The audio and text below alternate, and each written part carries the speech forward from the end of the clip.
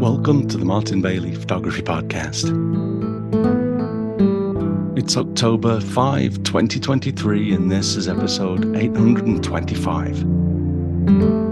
Today, I'm really happy to be sitting down with my good friend, David duChemin, to talk about his recent tribulations over having his foot amputated, which is something that not a lot of people get to experience in a positive way, but that's positive mostly because it's David and it's how he deals with life. And I hope you find it inspiring. I always find it inspiring to talk with David. But we just catch up. It's an hour-long conversation, and we talk about everything that we've been up to recently, and a fair amount of conversation about the creative process and becoming a master of photography or not, as you'll hear in the conversation. So I hope you enjoy this conversation with David duChemin. David, welcome back to the show. Thank you. It's so good to be here again. It's good to hear your voice and see your face. Yeah, you too. We've both been having you to a much greater degree, but we've been having another visit to our Poorly Photographers Society. It's just this just seems like a thing for us. It's like, tell you what, let's catch up again when one of us is facing death or something similar. Yeah, it's really weird. I mean, I'm sorry that I've been so caught up with stuff, and I've got reasons for not reading blogs so much, but I'd completely missed about your foot. And when you dropped me a line recently to catch up, I thought I'll go and check his website out, and and there you are. You've after, was it 13 years? No, 12 almost, years or so. That's right. It'll be 13 this spring. And that's when you had your little hop off the wall in Italy. Yeah, not one of my best ideas ever. It turns out, but you gotta try before they say you never know if you never go. And I went and found out, and falling 30 feet off a wall and crushing my feet was, it turns out, one of my least good ideas, less inspired than some of my others. Yeah, like starting ebook companies that take you and lots of other photographers like myself to greater heights.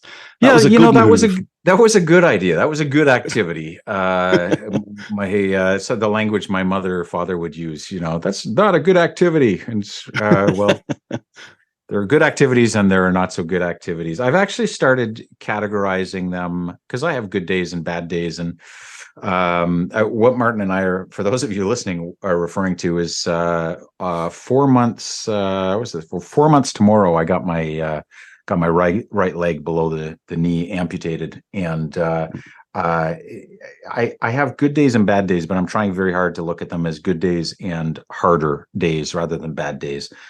Some days are obviously really filled with joy, and other days are just challenging, but they're not bad days. They lead you to good places, and it has been a very surreal 4 months. Let me tell you that. It has been very surreal. You can only research amputations so much. You can only get a sense of what it's like, and then you just have to either do it or don't do it. And I went into the hospital 4 months ago this evening, and woke up the next morning. Actually, I went into Vancouver 4 months ago this evening, and the next morning went super early to the hospital. And within a couple hours, I was waking up in the recovery room without my leg below my knee. It was just really bizarre. But you know what? I tell you what, Martin, it was such a relief. Like, my big worry was not, because I had a long time to think about this. This was not a traumatic thing that, like, I didn't, crash a motorcycle and wake up without a leg, and that would be a shock. But I had a long time to think about this, long time to consult with doctors and orthos and whatever. And my big fear was that I was going to wake up after the surgery and find that there was some complication and they hadn't removed my foot. So, quite a surreal experience. Yeah. Was it the? I know that for having traveled with you for a number of weeks here and there, I know that you always sort of had a limp, and you weren't in the best of, not physically you're in good shape, but you were always sort of in a little bit of pain. Probably an Hmm. understatement. Yeah. Was it the pain and all of that helped to make the decision? Yeah, well, it was two things. It was mobility and it was pain. Pain when I tried to use my foot. I could sit on a Mm, couch all day long and it wouldn't really bother me. But the minute I was weight bearing and trying to use it, especially more active things, you and I, we want to be able to throw on a pack full of gear and we want to mm, climb up a hill or, I mean, engage in shenanigans that require a somewhat mobile foot. And mine just wasn't doing it. And worse, it was getting worse over time. I was getting less and less. And as photographers, we need our hands, we need our, in your case, I mean, we need our eyes, we need our mm, feet to get us places. And so I just found that it was increasingly it was getting worse and the arthritis was getting worse. And at one point, my surgeon said to me, this is as good as it gets. And mm. I've never been really good with accepting as good as it gets. I've never been good at settling. And I didn't want to go down without a fight. And a couple of years ago, I said, well, does anyone choose amputation? And that kind of began a slow conversation. And I had a lot of second opinions from orthopedic surgeons and prosthetists. And all of them said, no, you're not crazy for thinking this way, especially as a gift to your future self. Because even though it wasn't horrific on a day to day basis, the writing was on the wall. 5 years from now, I would be doing even fewer things well. And Mm, 5 years from now, I don't want to be on a couch, Martin. I want to be hauling my tripod and my long lens and all my crap out to the side of a river, or, mm, I want to be doing things and seeing the world. And so it seemed like everyone was kind of saying, everyone that knew what they were talking about was saying, this could give you your more active life back. mm, If you have a good prosthesis and it fits well. And I started looking, I was off social for like 3 years and I came back to mm, Insta not too long ago, actually, when I had the surgery. So 4 months ago. And, but I was lurking a little bit before that. And I was looking at accounts of adaptive athletes and Paralympians and people that are like climbing mountains with no mm, legs at all, with two mm, prosthetics. And I was like, man, if they can do it, and I've got a buddy who's a diver, we dive together. He's in great shape. He runs half marathons and he does stuff that, on his prosthetic leg that I couldn't do on my real foot. mm, Um, and so I finally said, you know what, this is sometimes you gotta make hard choices. We can do hard things. We're resilient. And I figured I've learned to walk a couple times. One more time is not gonna hurt. And I'm up to mm, hiking. I'm hiking not far, 5-6 kilometers, but mm. that's further than I was doing before the surgery Wow. because of the I mean, unless I was walking like across a parking lot and there were no ups and there were no downs. But Mm, so now I'm in training. I'm on my third version of my prosthetic leg. It's this one's, I don't know if the viewer or listeners are going to be able to see the video, but this is yeah. I'm taking a break from it right now. This is it's all Oh wow. black. It's actually, it's, as far as gear is concerned, I think it's actually pretty sexy. Yeah. um so yeah, so now it's bad. Now it's training. Now it's, learning to walk, gait training and muscle training. And I'm back to the gym and I have a trainer that's physically abusive and makes me do horrible things. And I'm promised that this is the road to recovery. So that's all good. It's all good. And just a couple weeks ago, last year, I drove up to northern BC and did a week, yeah, just over a week with grizzly bears. And the whole way up, I was driving up and I was like, am I going to be able to do this next year? Like it'll be after my surgery. I had so many questions. I had so many fears. And Mm, this year I drove up, I camped, I have a tent on the top of my truck. I got up and down the ladder. I did some light hiking and I photographed grizzlies for a week and came home. And it was just, for some, this, here's where, for those of you who are listening, what does this got to do with you? creative people always have fears. I mean, human beings have fears, and um, to go through something like this and to come out on the other side and be like, okay, I don't have a leg anymore. You know what, Martin, we're all missing something. And Mm. we make so many excuses for not doing the thing, for not doing our work. Oh, if only I had this lens or this tripod, or if only I had, Yeah. or is this guy, we just have to stop it and go, look, okay, I'm missing something. So what? So what? That's where creativity kicks in. That's where Mm. the constraints are so valuable. And the, like, creativity is like a muscle. We need something to push against to really exercise it. And so I think I've entered this new phase of my photography life where maybe I'm now more willing to take risks than I was before. And I think I've not been risk averse. Most people would in my life would be like, oh God, he's taking more risks. But creatively, and because I also aging, right? And as you get older, you're like, this is what's important, not Mm. these other trivial things. So my gaze has really focused over the last year. And, I'm like, if I'm going to do this, if I'm going to go in and, my surgeon said to me the other day, she said, how's your pain? And I said, well, I'm still taking pain meds, and the phantom nerve pain can be quite debilitating. And she goes, Mm. so take a minute, David. She said, I want you to imagine that you lay down and someone took a saw and cut your leg off. I'm like, okay. She goes, because that's what happened. You need to be patient with yourself. It's going to hurt for a while. And so when you go through that, when you go through anything like this, I think it focuses you and you go, okay, if I'm going to go through with this, if I'm going to live the way I'm, with this, what am I going to apply myself to? And so it's been so good. I mean, Mm. and also to have your brain, like, to spend a year thinking like, am I crazy? Am I really going to get my leg cut off? And Mm. then it's very foggy. Your brain gets really cluttered with a lot of stuff. And then to wake up and be like, okay, that decision is over. Now I can Mm. move forward. So I'm kind of rambling, but that's kind of the last, that catches us up a little bit. Mm. That rambling is what I was looking forward to listening to, because it's been a long time. I think it must be a good maybe 4 or 5 years since we've spoken. I haven't checked, but Little less than um that. I think little. closer to 3. You were doing some microscope Oh, okay, it photography last was. time we Yeah. talked, and it was kind of mid to end COVID, so it's Oh, not that okay. long, but Yeah. Oh, okay. Well, it it feels must have been like a around long 3. time.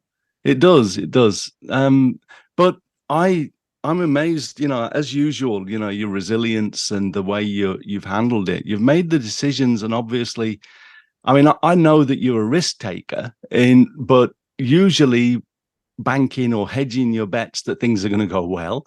I remember being in Hokkaido with you, and the group, we're all doing that thing where we were doing the intentional camera movement with the birch trees, and I look Hmm. down the road and you're halfway off a lamppost and you've got like a hobbly leg, and oh look, I David's up the was, yeah, I remember lamppost. that. I don't even um, remember what I was doing. I was trying to get a different point of view on a scene, and then I turned around and one of the folks in our tour was peeing in the middle of the scene against a tree. We're photographing. You remember that? We're photographing this beautiful stand of I don't know what they were, aspens or whatever, and mm. and turned around. I'm like, is that? And sure enough, the guy was peeing against the trees, the very trees that everyone's trying to photograph.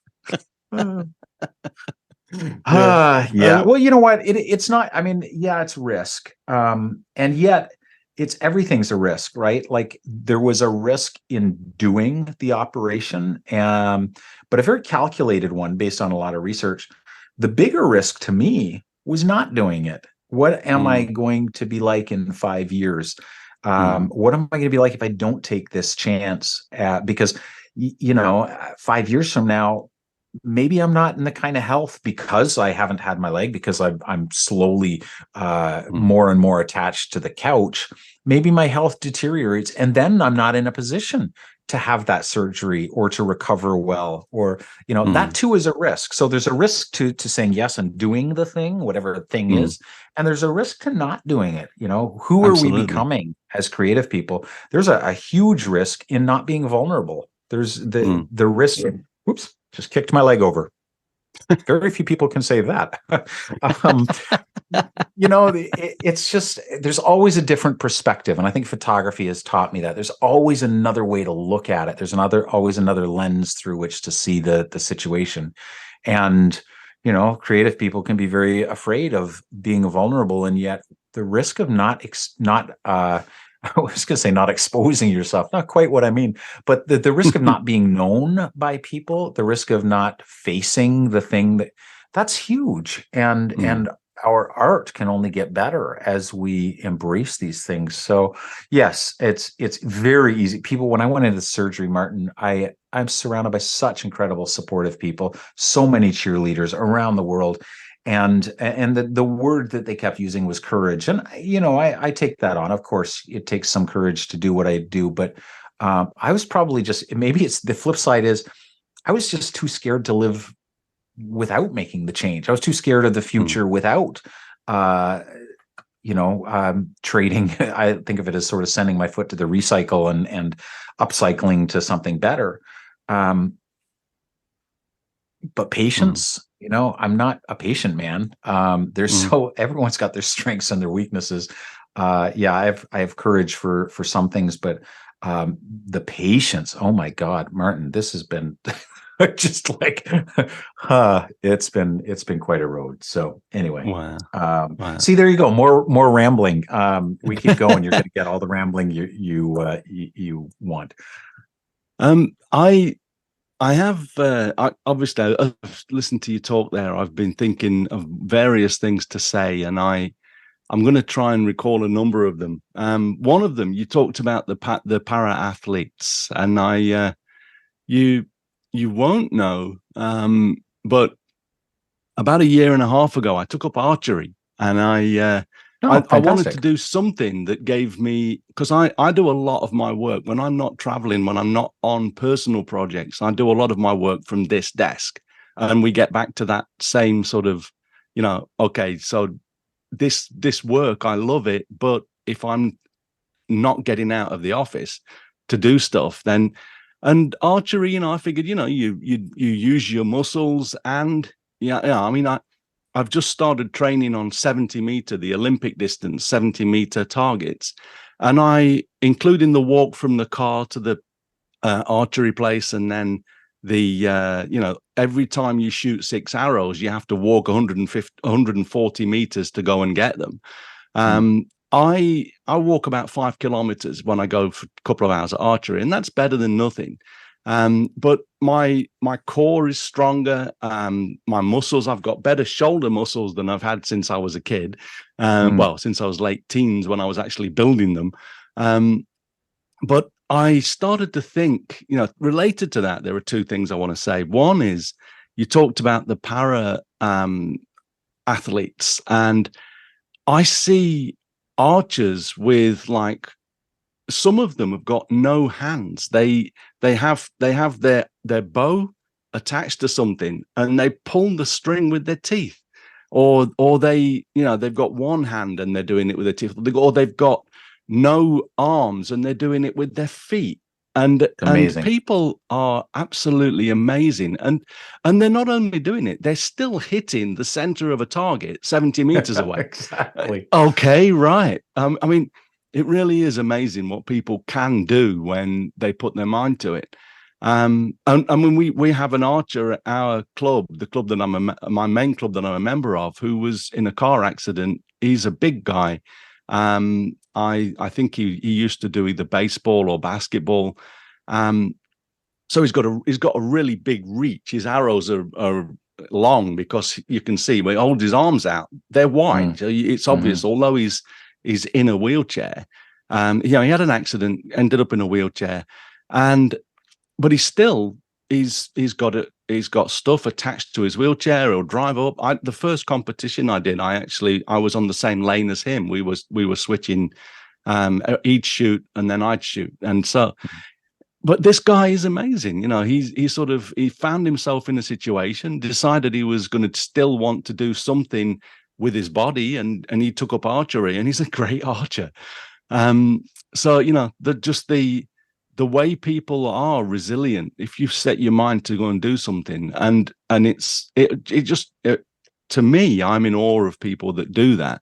But I mean, we've both, as we've said, we've both been through our own troubles. The other side of that, and this is like compared to your 100 on having your leg done, mine's like 1.5% of your troubles. But I recently, I told you over email, I recently had my left eye surgery on my left eye to replace the lens, because I'd got this sort of a very sort of quickly forming cataract. The right eye is a few months behind it. I'm having this done on December 4 now. But the result is I'd booked myself into a 70-meter 2-round competition and a 30 and 50-meter competition, because I'd got, the heat of the summer was gone. I had now got my left eye fixed, and I thought, great, I'm going to be in really good shape. I'll be able to see again. But of course, my right eye I'm right-handed, but your dominant eye, you have a dominant eye, right? My right eye is my dominant eye. And so that's what I've always shot with. And now you're supposed to do archery with both eyes open. And now my left eye has a much stronger, clearer image than my right eye, because this is great. I'm at 1.2 to 1.5 vision on the left eye.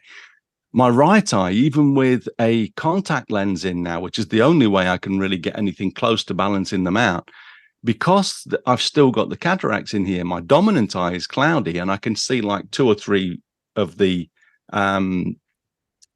target down the range. And my left eye is perfectly clear, and it's overriding everything. So I was shooting target 3 and hitting target 2, and I'm like, okay, this is not going to work. So I made myself a shade, an eye shield to put on my glasses, and these are just sunglasses now to stop me from smacking my eyes. But I put a shield on my glasses, and I went to training yesterday to try and block out the vision of the good eye.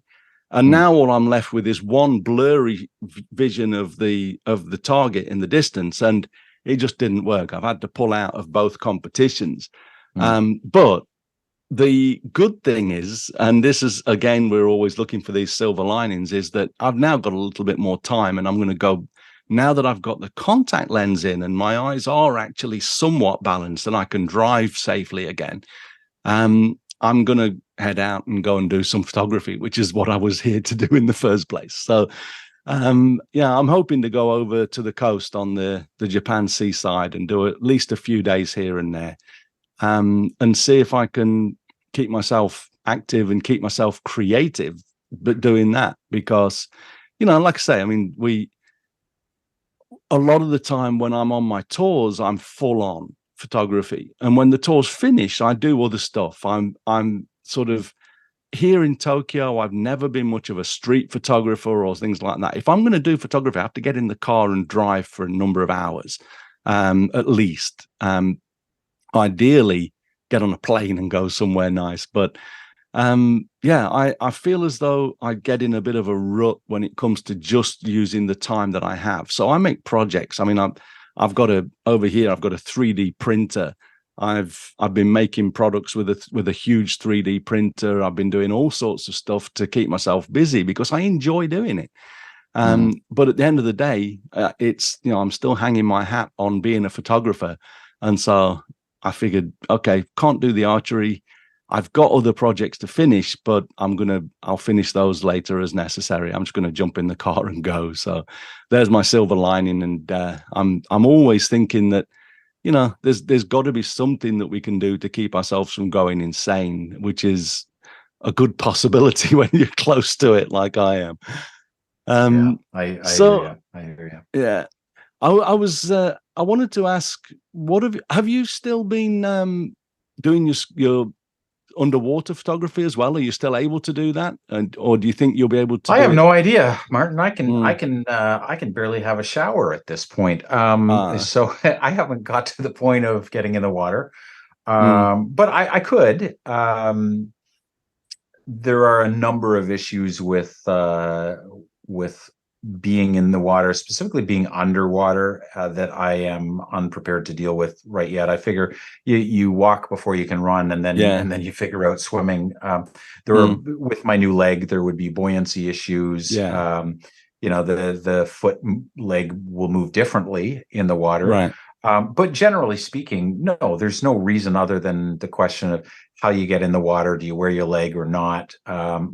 My buddy Andy, he in cold water, he will wear his prosthesis because he wears a dry suit and it kind of all holds it together. And he puts a fin on and fins Mm. away. Mm. To be honest, if I did that, it wouldn't be much different than what I had before because I didn't really have much ankle mobility. Mm. So it wouldn't be that much different. But buoyancy would be an issue. So what I really need to do is, when the dust is settled and I'm feeling comfortable, is I need to get out in my dry suit, my gear, and I need to get in the water, and I may need to add a few pounds to change my buoyancy. I may need to maybe put Mm. some weights on my new leg or some floats on my new leg because I don't know whether it's neutrally buoyant or what. But Mm. Mm. at some point, I'll be honest with you, the desire to shoot underwater is, with all of the fuss that it Mm. involves, it's quite involved. It's a little bit in the future for me. I'm not, Yeah. I switched to Sony a couple of years ago, and I've got all the underwater gear for that, and I'm ready to go technically, but Mm. I'm kind of I'm more interested in doing my terrestrial photography, focusing on Mm. Mm. bears and wolves, and going on doing my safari stuff in Kenya. And Mm. I sort of started to find a bit of a groove on that last year. I finally went, you know what? I think after all these years of photographing safari, and I feel like I finally, it's only been 12 years since I did, not even 15. But I finally I think I'm shooting safari and wildlife the way that I shoot. I've discovered the way that I do it instead of imitating. And I had a long career in humanitarian and cultural Mm. stuff, and now and it's all different. You don't shoot wildlife the same way you photograph on the Mm. streets in India, and you have to find the thing you want to say about your subject and the means of expression. And so I'm going to focus on terrestrial stuff for a little while longer, because Mm. that will be the learning curve will not be quite as steep as, and Yeah. frankly, the safety factors. I mean, Yeah. when I get back in the water, I will not be getting back in the water with a camera. There's too much to think about. I will be getting back in the water with just me and my dive gear, and Mm. kind of learning my chops, learning what it is like to dive as an amputee, not as the person I used to be. Yeah. Yeah. Because I got all the head knowledge, I got all the certifications, but I still don't have even one dive as an amputee. So you Yeah. start over, Yeah. and Yeah. I wrote Yeah. I wrote a book a few years ago called, actually during just beginning the pandemic, called Start Ugly, about the creative process. And I've been thinking about doing another one called Start Over or Start Again, Ah, and yeah. about new beginnings, and how do we confront not just starting a thing, but starting as a new person. Because we kind of no one is the same person. Like, this person I was last year, forget the amputation. The person I was last year is not the person I am this year. And Mm. life changes happen. And so anyway, Yeah. yeah, I have some things to figure out before I'm back in the water. Yeah. Yeah. I'm a big believer in the current you being very different. I've found over the years that even just visiting specific places leaves its mark, and you come back a different person. Um, this year, I for the first time I did almost 6 weeks back to back in Namibia. I did come home for 10 days. Well, Hmm. actually, home for around 8 days because of the travel, but. Um, Spending that much time in Africa kind of changed me a little bit. I It has always to. love going to Namibia, but I mean, being with our guide Forster, he's an amazing guy, and he's young. He's got a great head on his shoulders. He's got a really good outlook on life. So I enjoy we have some long drives. I enjoy just sitting in the front, and while I'm not nodding because I can't keep my eyes open in cars a lot of the time. While I'm not falling asleep, I enjoy talking to him. And but I got to the end of the second trip, and you know how in Africa a lot of the time you don't have the cushy airports, and you go out through a tunnel into the plane. You walk along the tarmac and walk up some steps. And the last guy from, or I think it was a lady from Namibia, who said goodbye, thank you, as I was walking towards the plane. And the sun was on the horizon. The air was warm, but reaching evening time, and everything just swept over me, and I'm like, oh Christ, I'm going to cry. And I'm like, I'm just trying to stop myself from crying as I was walking up the gangplank to get onto the plane. But it was very poignant, just leaving Africa after being, I mean, it's only 6 weeks, but it's 6 weeks after, I don't know how many, around 12 years or 10 years or so of going every year almost. And I love the place. And I'm thinking, oh God, I've got to get back here. And so, luckily, I mean, I've got a trip planned again next year, and I'll figure out what to do after that, because the prices are going in a way that I don't like. And I might have to figure some things out. But Africa, it leaves a friend of mine, who is an amazing photographer, Graham Morgan from Australia. He's won Australian Photographer of the Year in the past, things like that. He said to me before I went to Africa, he said, you know, specifically Namibia, he said, once you get the red dust of Africa in your blood, you never get it out. And it says it will always bring you back. And I'm thinking, I think it's like three greats, but my great whatever grandfather was David Livingstone. And Oh, no kidding. so I'm thinking I've maybe got a little bit of that red dust, because he died in Africa. His wife died in Africa. And I thinking maybe I've got a bit of that red dust in my DNA from back then anyway. I was talking with a guy. I interviewed a guy on the podcast recently who's from Africa, and I told him about this, and he said, "Yeah, well, I went to the high school that I went to was called the David Livingstone High School." I'm like, "Oh wow," Funny. but yeah, it's to circle back on that. I think that the things that happen to us and the things that we do consciously or by accident, they change us. They make us who we are. We're the result of everything we've done to this point in our life. So yeah, I like the idea of this year, David version 2023 and Martin version 2023, as opposed to 2022 and 2021. And I think It's that the funny. last. Sorry, go ahead. Go ahead. No, you go. No, you go. Don't stick me in an eternal loop. Finish your thought, and then I'll circle back.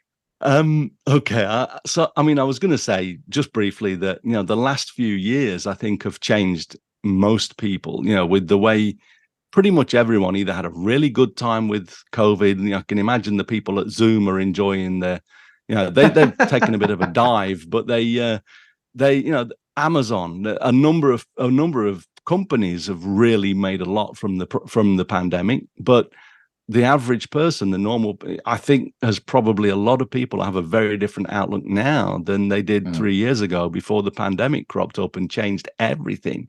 But it's what it is, and as we've said, since I got the brain tumor, you've jumped off the wall, and as we've said since then, if it doesn't kill you, it makes you stronger. And generally, I think that's the case.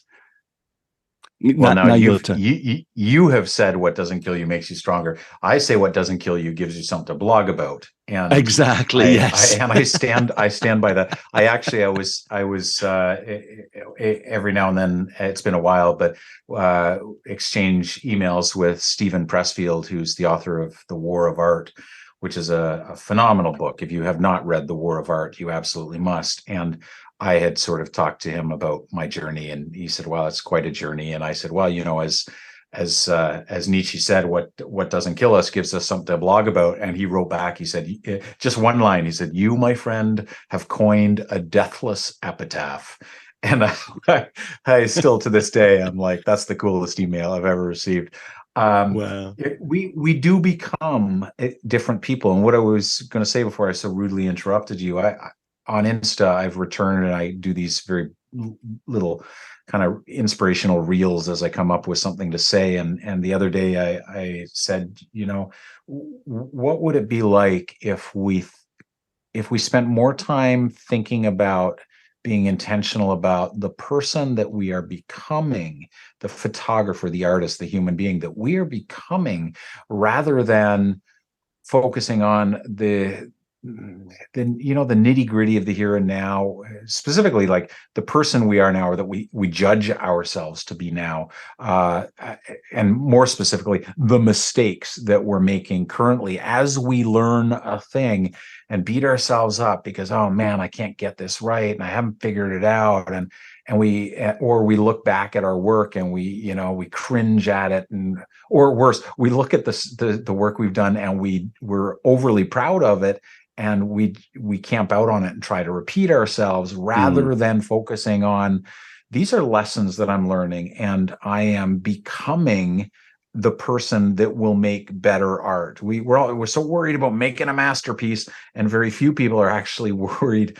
Worried is not the right word, but are intentional about creating the master that will make that masterpiece. Masterpieces come from a master. And I have a bit of a dim view of mastery, because I don't think it's a place we reach. I think it's a journey, but I still think the idea holds that if we would just spend more time, when we hit hiccups, when we are learning something. When I was photographing the bears recently, I really wanted, I mentioned that I'm trying to figure out how to photograph wildlife the way I want to. And I've had some recent luck by putting my camera.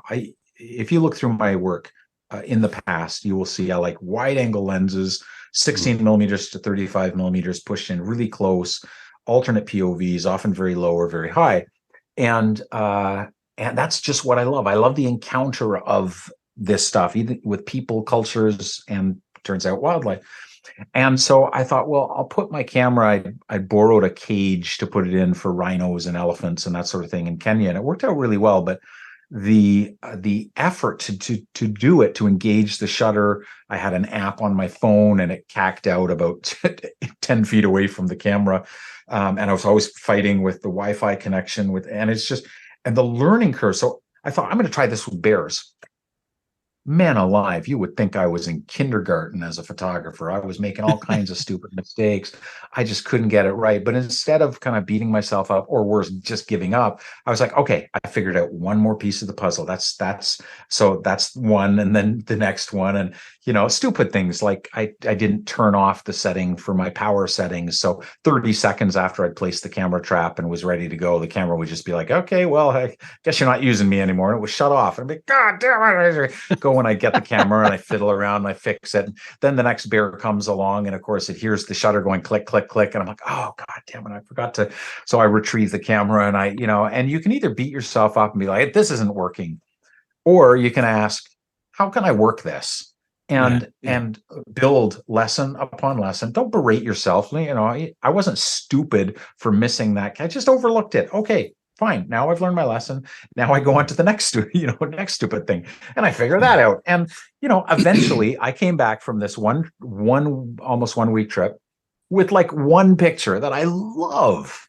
Well, that's and I could have looked back and gone like, oh, well, that's not going to feed my Insta feed. I mean, how do I needed 24 images I got one, not 24 that like, okay. I mean, don't get me wrong. I got like 10,000 that are crap, but I got one that I just love. But it took me, I was not the photographer I needed to be when I showed up. I needed to learn some lessons and become that photographer. And with that perspective, it all becomes, you stop beating yourself up and you stop taking it all so serious. And it's just like, okay, all right.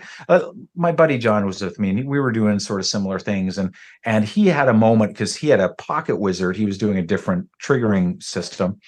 And he had a pocket wizard all rigged up, and I was feeling really deflated because mine was clearly not working.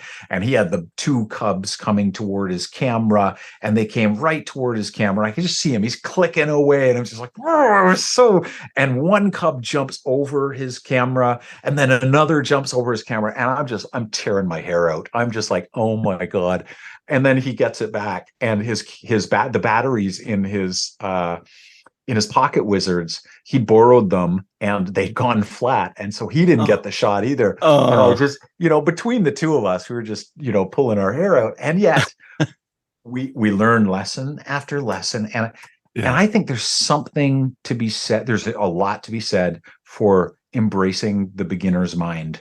And I've been doing this, Martin. I've been a photographer, not professionally, but I've been a photographer since I was 14, like so many photographers. That's a lot of years. I should know this stuff. But you know what?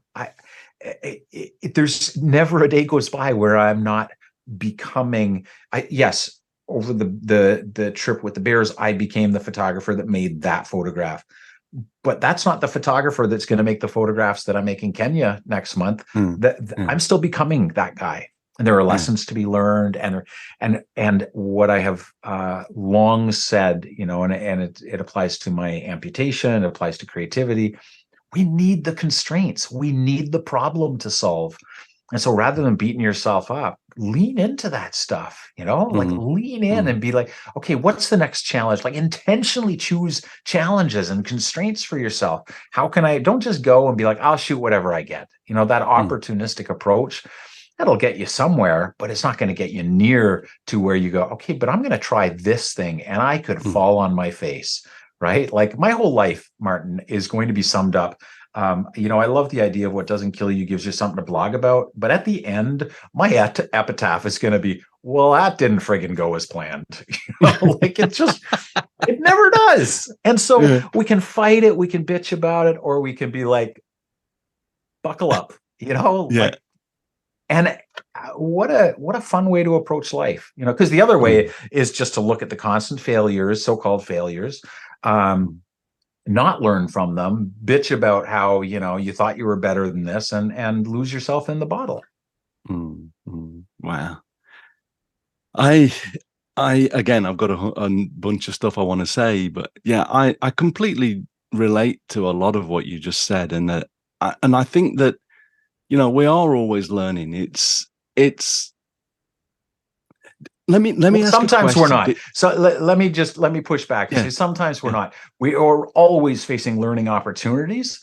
But I think people get to a place where they can choose to be always learning, but there are a lot of people going through life that are not always learning. They are just stuck. And but that's the way out. Just let it be, just learn something from it, move on. Like, it's okay that you're finger painting today and not creating a masterpiece. Learn the finger painting, then learn, the next thing. And that comes back to that beginner's mind thing. It's okay just to be a beginner. It's okay to say, I don't know, I have no idea. Yeah. Right. I interrupted, but I do think that's true. I mean, I'm always learning. I know you are. I think some people do, and I think that some people sort of get to a point where it's, okay, I know this now. And I've had, not so many, but I've had people that come onto my workshops, and exactly, they'll turn up and they know everything. And this is not that Einstein, we're born knowing everything in life is just remembering it. And it's like they know everything and you can't tell them anything. And that's fine. If someone does know everything, I'm happy for them to just go and do their own thing. That's how my workshops work. But occasionally that person will then come to the group at the end of the day and show some images. And I'm thinking, and these are the images of someone that knows everything about photography. Wow. I'm like, I don't want to berate anybody, and I'm not going to use any names. I can't even really remember the names of, well, one person I can, but it was me, wasn't it? Damn it. But I mean, I understand what you're saying. Some people are not in the frame of mind. I'm always learning because my brain doesn't relax easily. If I've got time to sit and do nothing, I will sit and learn something new. The 3D printer was, I got that 3 or 4 months ago, and just the technical aspect of printing something in 3D has been incredible. You have to learn how to design things in 3D modeling software. I'd not done that since I was in college, and that was 30 years ago. And it's just challenges, little challenges. Learning with that thing, just learning how to get the model to stay stuck to the hotbed while you're printing it is an art unto itself. Getting more speed out of them. And then, of course, there's just everything to do with, well, like I remember writing an article that I put into your Craft and Vision magazine, the photograph magazine, called the mental checklist. I'm a big believer of having. I remember when I started the podcast, I had opportunities to go out. I started photographing. I mean, it was 15. How long ago now? It was 2005. So, almost, it's 18 years ago. 18. And I remember at the time I was still very much just a hobbyist photographer, but I had a passion for it, and I found myself out in the field doing thinking about new episodes as I was photographing. And I remember standing in front of a waterfall. It was like episode 5 or episode 6 or something, and I was working through a mental process of what I was doing. And although I was doing my art, I was making photographs, I, at the same time, was making a podcast mentally in my mind. And I started to find myself thinking, okay, well, if you say that, that's pretty stupid, because this is really what's just happened. And then I was sort of backtracking on myself, and I started to become a better photographer through working through what I was going to say about the shoot. And I realized that the best thing to do then is to really be very deliberate about what you do, or, as I often say, the same spelling, deliberate about what you're going to do, and work on the aspects that aren't working, just like you with your bear photography, working through problem solving as we shoot. And then you end up with a better image. It's maybe not going to be the one that you'll make next year, because you've done this thousands of times since then. But the mental checklist to me was always such an important thing. And then this is maybe not mastery, and I know that we're always going to continue to get better, but there was a point when this mental checklist, it was almost like the black screen with the green characters falling on the matrix.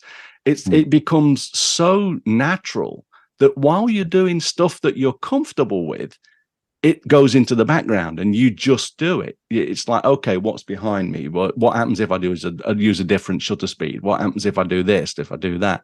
But then we go and do something different, like you say, the bears. And then all of a sudden we've got to go back, and we've got to get in and put a line break and say, stop there for a moment and think about what we're going to do. And I think all of those challenges again continue to build us. We've got a toolbox. I remember I often think about some of this work, that some of the words in what was it? You talked a lot about negative space in one of your books, or something that you did. I forget exactly. It may have been a presentation that you did on one of my workshops that we traveled on together. But I often think about that, the negative space, and how we use that in a way, so just like technically you're doing all of these solving problems and putting things in place, but with regards to the creative side and the composition, there's a database of possibilities in our mind. And then we work through those, and I'm thinking, okay, so I'm going to probably put this over here because I really like this type of composition, like you were saying, 16 to 35, up close, high or low. I've got my sort of things that I like to do, but then we still have to at times sort of stand aside from that and say, and again, what if we do this, and what if we do that? And then we surprise ourselves. We get something. Just being there, doing it, gives us something that we become really happy with. Um, One of the last frames that I shot in the 6 weeks in Namibia this year was we'd spent like, and wildlife photographers spend sometimes days in horrible places to get really good photographs. This is not quite to that degree, but we'd spent a long time in the car on our last day trying to get some good images of a cheetah with two cubs. And we'd found them in the morning, and we went back later in the day because it was they were too far away, and luckily they were closer. And we spent a number of hours in very uncomfortable positions in the car.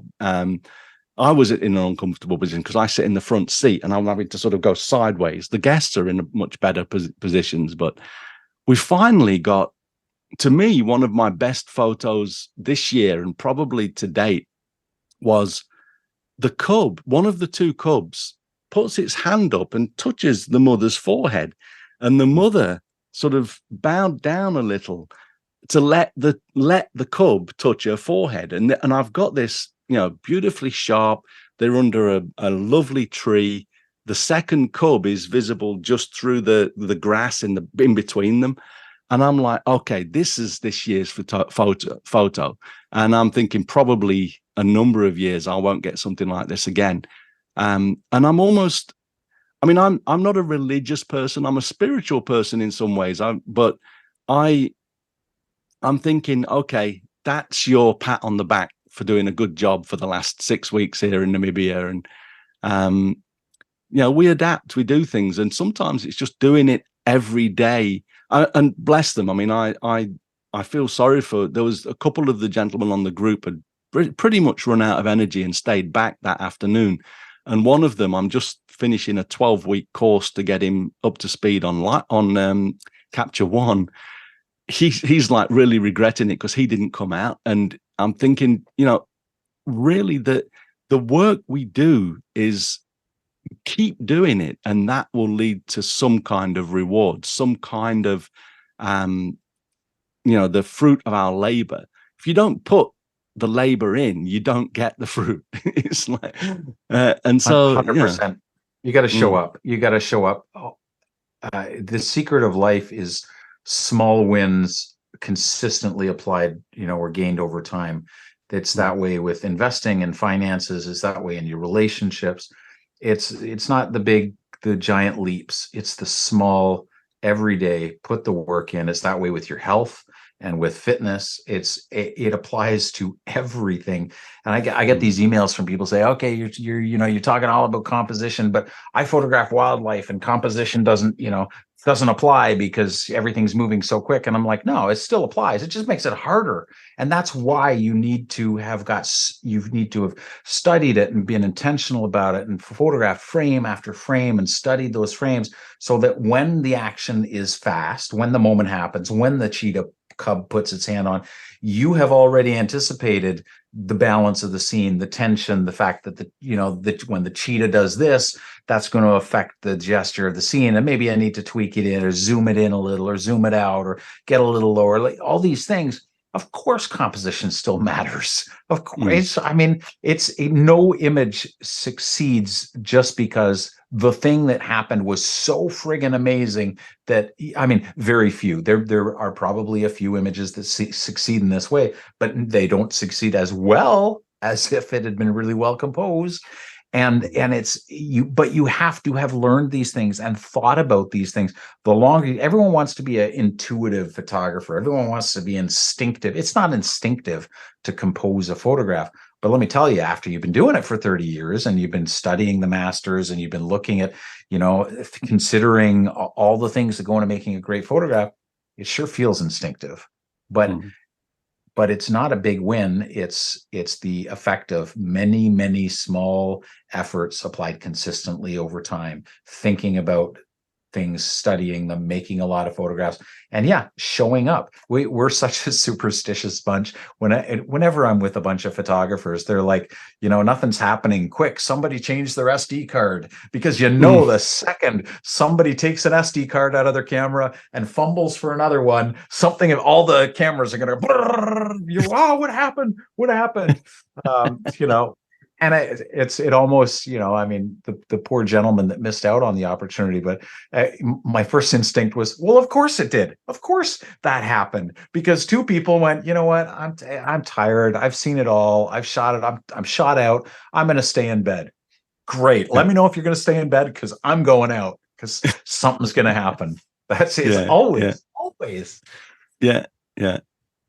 I remember being in a park, just nearby, and I'd got my long lens pointed at a kingfisher on the bough of on a twig over the water, and I'm like, okay, I saw it, got down, and I was in an uncomfortable position, but I'd been photographing flowers and stuff, and my camera wasn't set up. So as I was trained on this kingfisher, I was gradually changing all of my settings, and I'd been working on the settings, doing things, and my wife was standing behind me, and I said, "Oh crap! I've got to change my IS settings. I've got to check my IS settings, because I couldn't remember which one was up for version 2 and version for mode 1 and 2 and that." And I literally, I looked away for about 3 seconds to check and change this switch, and I looked back, no kingfisher. And my wife was absolutely creased up. She's like, "Yeah, Mr. Photographer." That'll teach you. Oh dear. Yeah. And that's just happened so many times. So David, I've kept you for almost an hour. I was wondering, do you have anything that you're up to that you'd like to point people to? I mean, obviously people can go and see your website, but not really. I mean, you know me, I'm still writing. I still write my bi-weekly contact sheet and try to inspire people to, go out and make photographs. I'm writing a book right now. I don't anticipate it being out until late next year. It's called Light, Space, and Time. And it's wow. sort of thoughts about creativity and camera craft.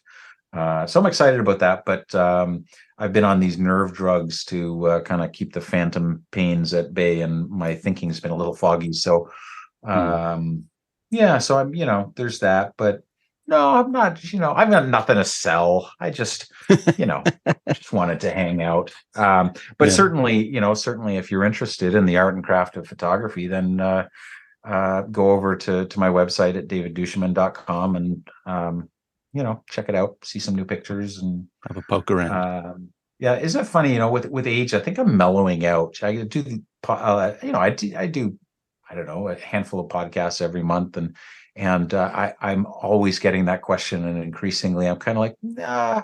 You know what? I mean, if you're interested, I've got books on Amazon, but I'm sure my publisher's listening, going, "Oh God, why did?" Come on, you had a chance. But there's so much noise out there, Martin. There's so much noise that I'm increasingly reluctant to contribute to it. Not that, I don't want people to buy my books and stuff, but God, every time I go online, I feel like I'm being sold to. And I mean, don't get me wrong, I have my moments. I have courses and books and that sort of thing. But no, my hope would be that people would, out of this podcast, take some inspiration to not let whatever obstacle, whatever the but in their life right now is, don't let it get in the way of picking up the camera and going and making something. And I think that's where so many of us find our recalibration. And go do that. Get offline. Stop listening to this podcast. Go make a photograph. Turn it or off something. now. Turn it off. Stop it. Get a life. Yeah. No, it's all good. It's been wonderful to talk to you again, and we should sometime talk about showing up in Hokkaido and photographing some wildlife. Or I was devastated to hear that there was no opportunities to photograph bears in Hokkaido. I kind of had a feeling there are so few places in the world where you can really well photograph bears, but I've Mm, kind of, not that bears are my thing now, but they're pretty close to being my thing. yeah, I love bears, and it seems like photographing Japanese bears, in Hokkaido would be pretty cool. But yeah. I mean, they're yeah, essentially grizzlies, and their DNA they're the same as the grizzlies, but sure. it's difficult to do it up there because of their very close proximity to people, and Yeah. there are little fishing huts that the people that work there are very close to them, but you've got to get in and become friends with them, and it takes a lot of time. I don't think I'd even be able to do it easily. Mhm. With even knowing the language, it would be Yeah. a bit of a task, but Can yeah. imagine. Other than that, I Yeah. mean, there used to be the park up there. People used to go and just camp in the park before it became a UNESCO natural heritage site. They Mm. would just go and camp in the park, and there'd be bears walking around in the morning, and they'd get the photos. And it was a lot different. They'd take like a big bottle of white liquor or something and just get wrecked, and then there'd be And this is not personal experience. I'm talking from a friend's experience that I spoke about it, but. I Yeah. thought you were going to tell me they were giving the liquor to the bears and Oh, have some very strong feelings about baiting bears. But I would love to see a drunk bear. I mean, there's got to be something good in there. I mean, I grew up watching The Jungle Book. There's that whole thing wasn't that about a drunk bear? I see that bear, and he seemed pretty drunk. Anyway, yeah, I'll let you go, but we'll let's reconnect. And hey, best of luck on the surgery. I know it's a long way away, but yeah, you need to get both eyes up and running again. yeah. Thanks. Yeah, yeah. It's good. I mean, it's going to be great. I know. I said that that there was some things that have been problematic, but I mean, my left eye now I'm seeing amazingly, and it's the once I get the right eye in and it's all balanced, I'm going to see better than I've ever done. Better than my natural eyes, even from before I needed to start wearing glasses. So I'm very grateful for the fact that this technology is there, and I'm not even going to need Well, glasses anymore. So good for you, excellent because the stuff. whole thing Yeah. freaks me out. I'd rather have my other leg cut off than have someone operate on my eye. So Oh dear. It's an amazing what when they take out, because when you're looking, you're seeing like your whole eye is filled with every color imaginable. It's like it's like watching a super intense aurora borealis, and then okay. they cut. You can't see them do this, but then they cut your eye, and you can hear them with a drill take breaking up your natural lens, and then they suck it out, and then all vision goes, and and the everything becomes just a super amazing lights, and then they drop in your new lens, and it opens up, and it's like, wow, everything, all of the apparatus in the theater is like, how you've got on cameras, you've got like the zebra to show you the edges Yeah, of yeah, yeah, areas that are in focus. yeah. It was that strong. All of the arms and things in the apparatus had red lines around it, probably because of the blood in my eye. But um, it was amazing. And then you put a patch on, and you can't see for another day. But yeah, it's super. It's incredible the way they do it and what they can do. So I'm just very grateful for the fact that I can even get this done.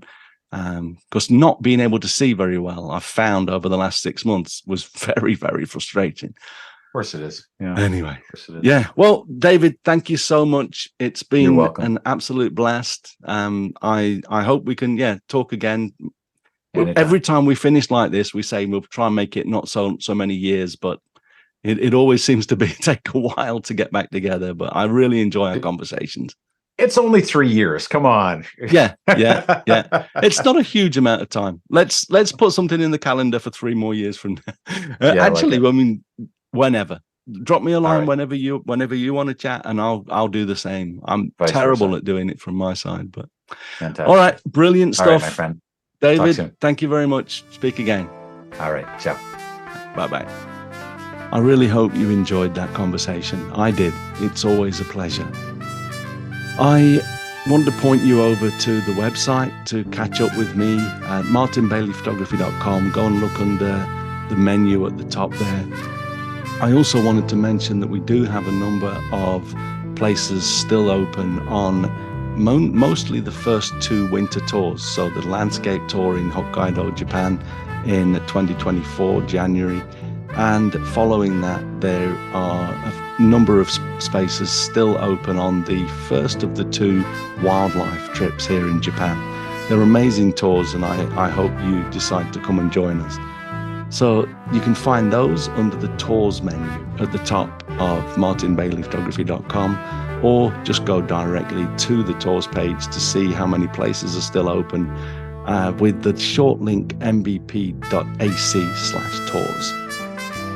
Also, if you enjoy this podcast, consider supporting us on Patreon, and that's at mbp.ac/Patreon. Okay, thank you very much for listening, and I'll see you again next week. Bye-bye.